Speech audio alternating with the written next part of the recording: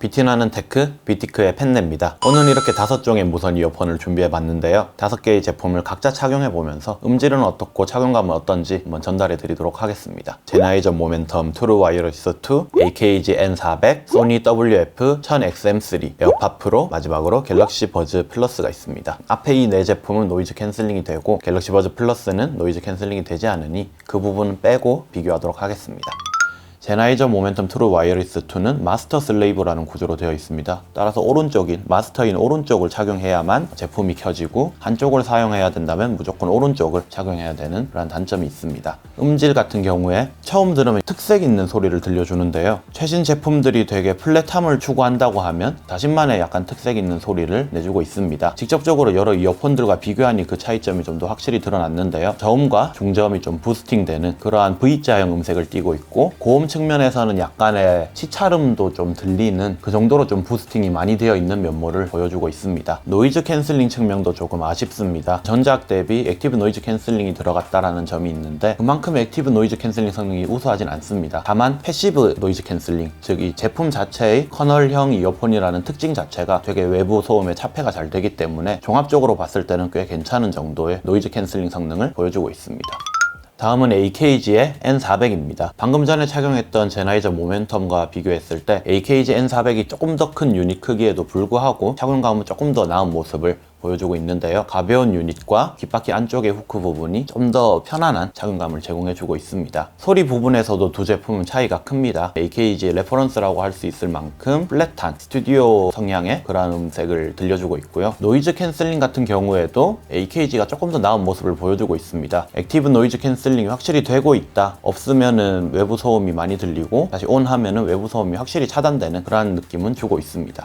세 번째는 소니 1000XM3입니다. 우선 이 제품은 착용감이 개인적으로는 불편합니다. 유닛 크기가 클 뿐더러 길쭉한 구조가 되어 있어서 제대로 귀에 안착하지 않고 좀 밖으로 나오려는 그런 이물감이 좀 느껴지고요. 차라리 이렇게 큰 크기였으면 웨이에 거는 이어 후크가 있었으면 어땠을까 라는 그런 생각이 듭니다. 음질이나 음색이나 이런 부분 다 무난합니다. 특색이 있다라기보다는 나쁘지 않은 성능의 이어폰 그런 느낌이고요. 액티브 노이즈 캔슬링 같은 경우에는 이전의 두 제품들보다는 훨씬 높은 수준의 성능을 보여주는 것 같습니다. 다음은 에어팟 프로입니다. 많은 분들이 이미 잘 알고 계실 제품일 텐데요. 착용감은 제일 훌륭합니다. 귀에 부담이 덜 가는 착용감을 보여주고 있고요. 음질이나 음색은 많은 분들이 아시겠지만 되게 애플스러운, 진짜 말 그대로 애플스러운 그런 음색이 있습니다. 착용감 가볍고 음질 나쁘지 않고 액티브 노이즈 캔슬링 성능 훌륭합니다. 마지막으로 갤럭시 버즈 플러스입니다. 착용감은 AKG N400과 거의 비슷합니다. 오히려 조금 더 가볍고 외부로 튀어나온 부분은 적어서 착용감은 조금 더 좋다. 음질과 음색 같은 부분도 아까 AKG랑 좀 비슷한 것 같습니다. 유닛의 체급 차이가 애초에 크지 않다 보니 두 제품 거의 유사하다라고 생각이 드네요. 노이즈 캔슬링 같은 경우에 갤럭시 버즈 플러스는 액티브 노이즈 캔슬링이 없으니 뭐라고 말씀드릴 수는 없지만 애초에 커널형 이어폰인데다가 레이에 착용할 수 있는 후크까지도 귀를 막는데 좀 차폐에 도움을 주기 때문에 어느 정도 패시브 노이즈 캔슬링은 괜찮다, 충분한 차폐를 해주고 있다 라고 말씀드릴 수 있겠습니다. 그럼 이 5제품의 항목별 순위를 한번 매겨보도록 하겠습니다. 첫 번째는 착용감입니다. 제 개인적인 기준으로 봤을 때 착용감은 이렇게 순위를 매길 수가 있을 것 같은데요. 소니 제품 같은 경우에는 크기가 큼에도 불구하고 귀에 잘 안착되지 않는 무게와 크기 모두 약간의 마이너스 요소가 있었고요. 모멘텀 같은 경우에도 귀에 완벽하게 안착되지 않는 약간 이물감이 있는 그런 느낌이 들었습니다. AKG와 갤럭시 버즈는 사실 거의 비슷했어요. 크기라던가 무게라던가 약간의 차이 때문에 갤럭시 버즈가 조금 더 높은 순위를 받게 되었고요. 갤럭시 버즈 플러스는 귀에 완전 꼭 맞는 차폐가 잘 되는 그러한 특징의 착용감이었다면 에어팟 프로는 귀에 착용이 되면서도 약간은 걸쳐져 있는 그러한 느낌, 편안한 느낌을 주는 우열을 가리기 힘든 착용감이 있었습니다.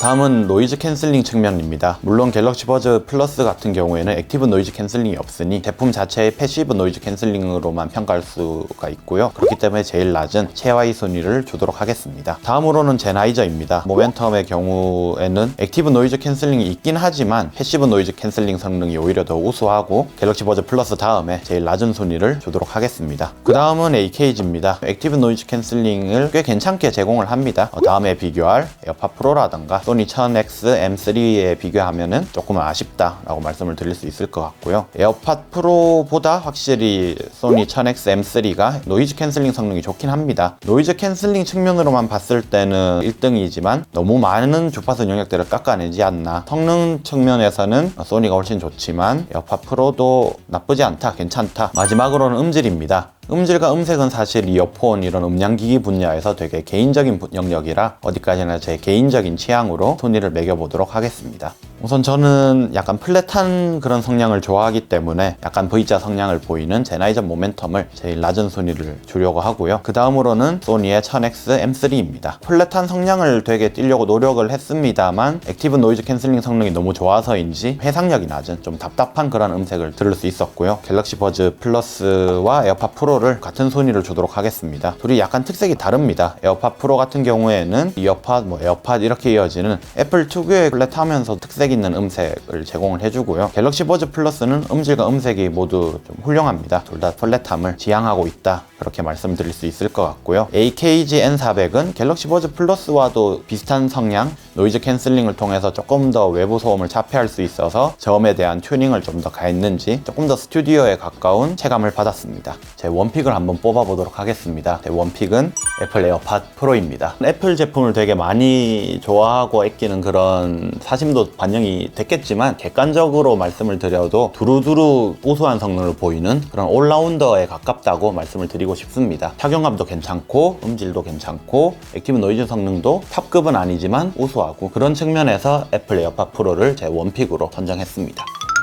지금까지 이 5제품을 다 살펴봤는데요. 물론 착용감이랑 음질, 음색 이런 부분들은 개인차가 있습니다. 특히 음량기기는 음질이나 음색이나 이런 부분이 본인이 좋아하는 성량에마다 다 다르다 보니 플랫을 좋아하는 제 개인적인 의견으로 그런 순위를 매겼던 거고요. 여러분들은 어떻게 생각하는지 댓글로 남겨주시면 다른 사용자들의 많은 참고가 될 것 같습니다. 오늘 영상도 잘